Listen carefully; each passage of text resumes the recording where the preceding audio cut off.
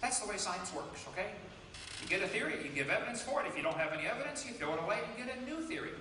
It would work that way, and it does work that way in everything except when it comes to evolution. They don't want to throw that theory out because that's the only way they can get rid of God. The reason people scoff at the Bible is not because of their science, it's because of their sin. They don't want to believe God created this place because then that means he owns it. That means there might be some rules. He likes the theory. A lot of people do because it, gets rid of God. One of Kent Hovind's biggest straw man arguments against evolution is the idea that evolution and atheism are inescapably linked. He even has a bevy of theological arguments why belief in evolution is incompatible with belief in the Christian God. But is he really the one who gets to decide that? According to a poll that was posted on one of Hovind's own videos, at least 30% of Americans believe that God guided the process of evolution. One such person is evolutionary biologist Kenneth Miller, a devout Catholic and one of the most outspoken critics of the intelligent design movement. We know that Hovind was aware of Kenneth Miller because he claims to have debated Miller on the radio once. But maybe Hovind simply didn't know Miller is a Christian, or maybe Hovind is a bigot who thinks only people of his specific denomination are the real Christians. So, have any people Kent Hovind has debated expressed the position that belief in God is compatible with evolution during one of his debates? Oh yes, on multiple occasions. Again, I keep my religion separate from my science, but that is not to call me a-religious. And my family is deeply religious.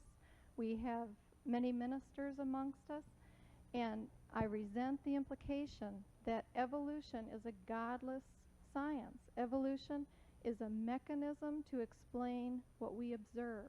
I also argue that the world, which Kent has already asserted God created, is also God's text. And if we have an obligation to read the text of the Bible, then we also have an obligation to read the text of the world, and I don't believe Kent would disagree with me on that. One big misconception about evolution is that it's somehow anti-God. But in fact, nothing in evolution argues against the existence of God. I believe the process of evolution is part of God's creation. I'm going to show you one more clip, and then I'm not even going to bother commenting after that, because I think this guy pretty much sums it up perfectly all by himself. I think one thing you ought to consider about us is quite a few of us are devout Christians. We practice our religion as well as you do, Sure. often as you do. I didn't say you didn't. And we find it completely compatible with evolution, as we're talking about right now. Mm-hmm.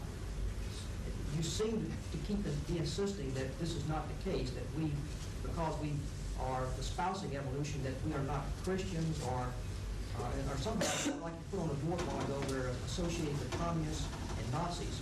Now, I think you're being misleading about us in that respect. In a sense, you're insulting us, and I think you ought to be careful about that in future talks to a group like this. Okay. No, I'm open for any suggestions. I want to help. You're coming across as being a little self-righteous, and really, you're really turning me off about the creationist viewpoint. At first, I was really enjoying the discussion, and now you're starting to get a little bit personal.